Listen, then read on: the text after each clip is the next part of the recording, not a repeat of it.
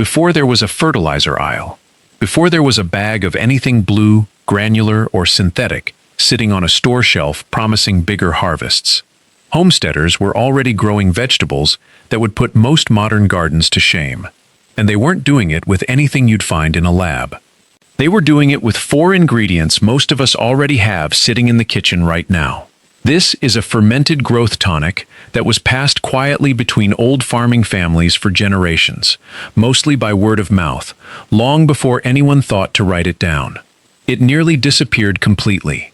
In this video, we're going to rebuild it from the ground up, ingredient by ingredient, and show you exactly how to mix it, exactly how much to use, and exactly what to expect on your own vegetables, whether that's cucumbers, peppers, squash, or anything else growing in your beds this season.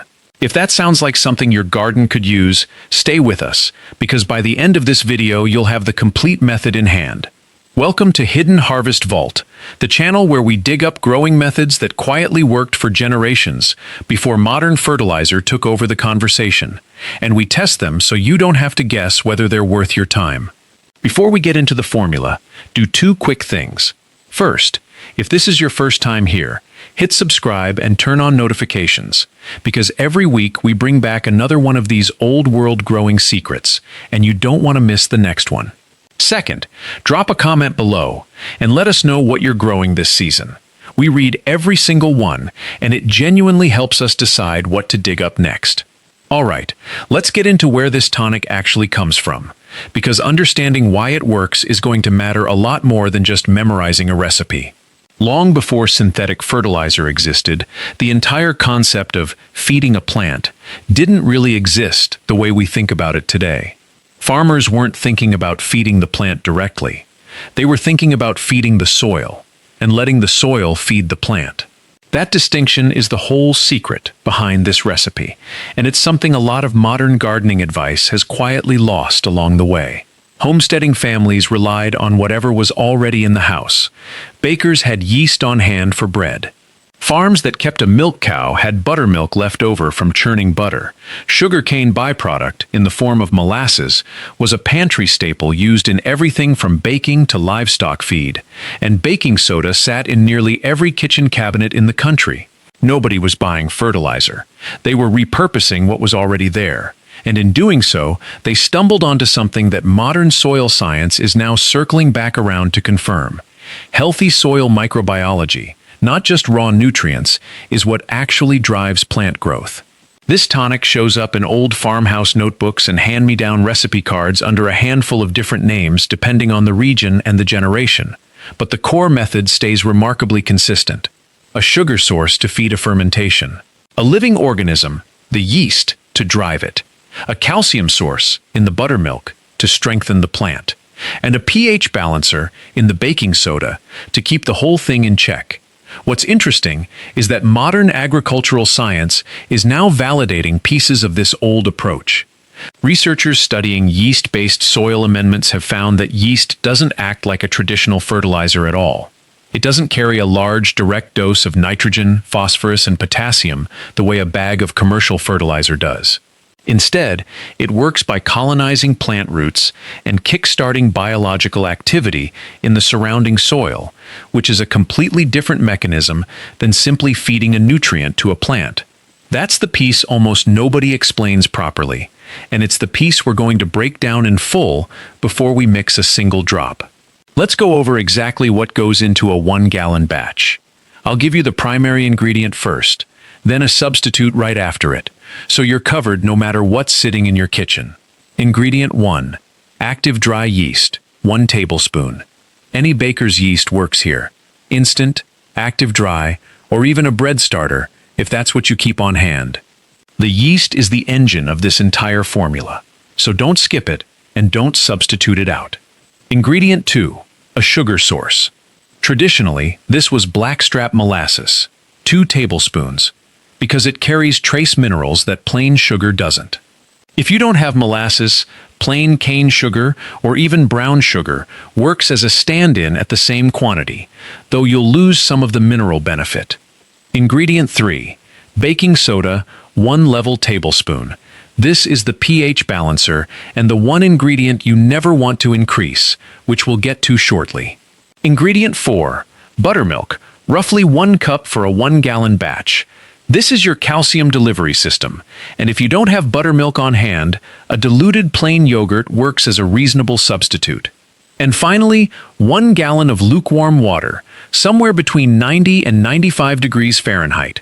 Warm, not hot.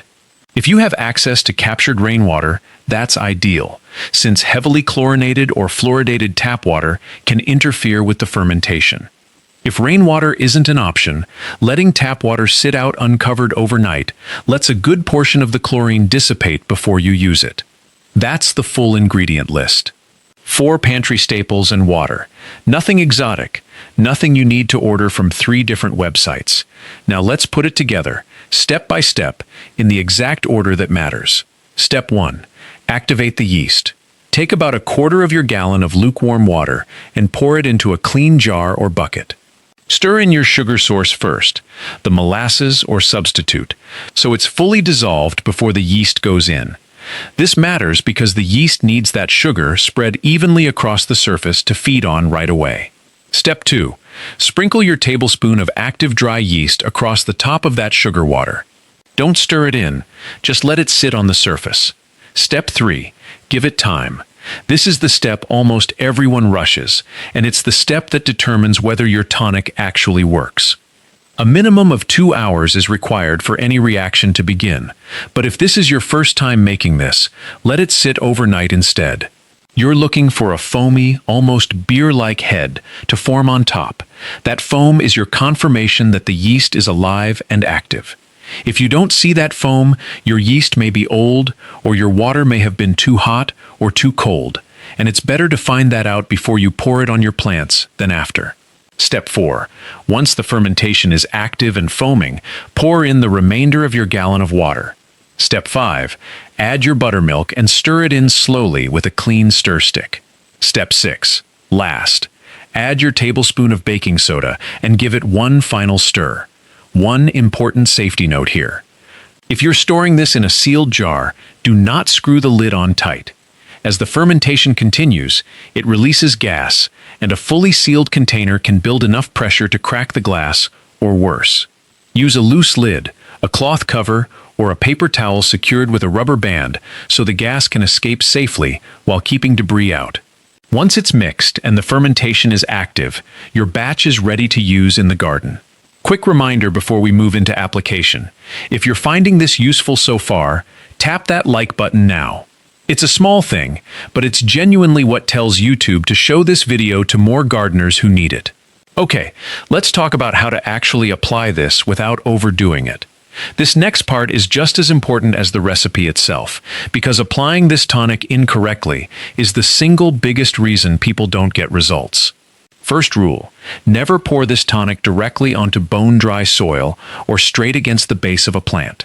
Water the soil lightly first with plain water. This prevents shocking the root system and helps avoid overwhelming the existing microbes all at once. Second rule, match the amount to the plant's stage of growth. If you're working with seedlings in a tray, just a few drops per cell is plenty. Overloading a seedling with this tonic can actually kill it because young root systems can't handle a sudden microbial surge. Once a plant reaches a small potted size, you can move up to about 1/4 cup. At a medium stage, roughly 1 foot tall, 1/2 cup is appropriate. And once the plant is fully established in the ground, a full cup per application is the ceiling. Third rule, apply it to the soil only. Never directly on the leaves, and never directly against the stem where it meets the soil. Aim for the soil, roughly 1/4 inch away from the base of the plant, letting the root system grow into the treated area naturally, rather than shocking it directly. Fourth rule, timing of day matters. Early morning is the ideal window, since the plant is well hydrated and temperatures are cooler. If mornings don't fit your schedule, early evening around sunset is the next best option. Avoid the middle of the day, when the plant is already under heat stress. Adding a fermentation-based tonic on top of that stress isn't going to help. Fifth rule, frequency. During the seedling stage, once or twice a week with just a few drops per cell is enough. As the plant matures into a potted or in-ground stage, twice a week at the appropriate volume for that stage is the standard rhythm. This is not a daily tonic, and more frequent applications will not speed things up. If anything, they'll work against you, which we'll explain in the next section. Here's a realistic timeline of what tends to happen when this method is applied consistently and correctly. Within the first 7 to 10 days, expect to see noticeably greener foliage. The leaf color is usually the first visible change, since it reflects improved nutrient uptake happening at the root level. By the 2 to 3 week mark, thicker stems and increased branching typically become visible.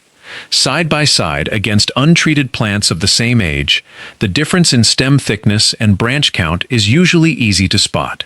By the 3 to 4 week mark, expect earlier and heavier flower set, which is the stage that ultimately translates into a bigger harvest. More flowers, applied consistently over time, generally means more fruit later in the season. Keep in mind, this is a soil biology process, not an instant chemical reaction. You're not going to see results the next morning. You're building a healthier root environment over a period of weeks, and the payoff shows up as the season progresses. Let's break down exactly why each of these 4 ingredients earns its place in the formula, because understanding the mechanism is what separates following a recipe from actually knowing how to adjust it for your own garden. Yeast is not a direct fertilizer in the traditional sense. It doesn't carry a heavy, immediate dose of nitrogen, phosphorus, and potassium the way a bag of commercial fertilizer does. What it does instead is act as a microbial activator. As the yeast multiplies, it releases enzymes, B vitamins, and organic compounds, and it feeds and encourages beneficial bacteria and fungi already present in your soil.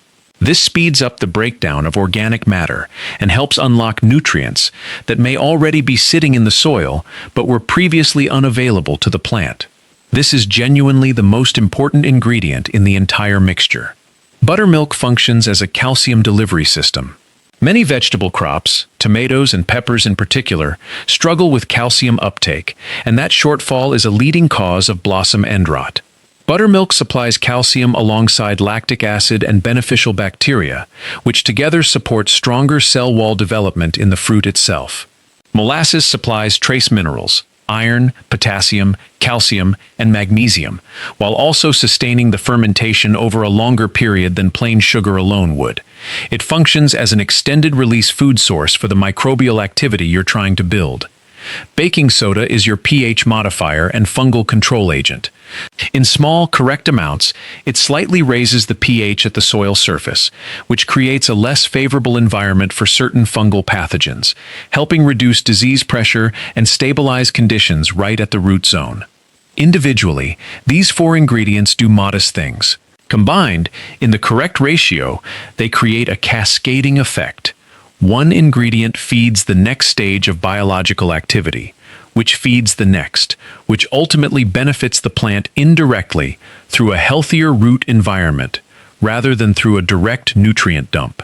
That's the real mechanism behind this old formula, and it's a completely different model than feed the plant directly, which is how most modern fertilizers are designed to work.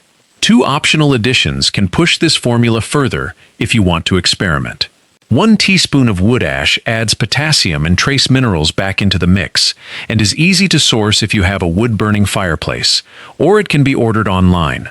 1 teaspoon of Epsom salt adds magnesium and additional potassium, which tends to produce greener foliage, stronger photosynthesis, and sweeter fruit in crops like tomatoes and peppers. If you find your harvest tastes more acidic than you'd like, this is the addition to try first. Neither is required for the base formula to work, but both are worth testing on a couple of plants if you want to fine-tune the results further. One mistake shows up constantly with formulas like this: the assumption that if a small amount works, a larger amount must work better.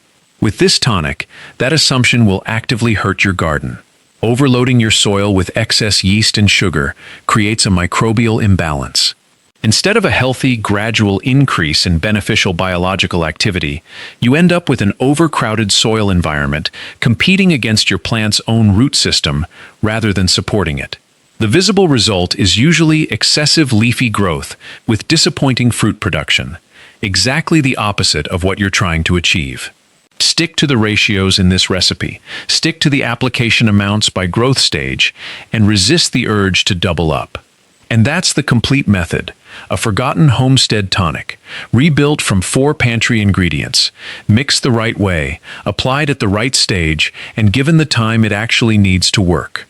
If you found this useful, this is the moment to hit subscribe, because every week on Hidden Harvest Vault, we dig up another one of these old growing methods that quietly worked for generations before modern gardening advice took over, and we walk through exactly how to bring it back into your own garden. Before you go, drop a comment below and tell us which vegetable you're planning to test this tonic on first, and let us know if your family has an old growing trick of its own that's been passed down over the years. We read every comment, and honestly, some of the best videos on this channel started as an idea from someone in the comment section. If this video helped, please like it, share it with someone who grows their own food, and we'll see you in the next one.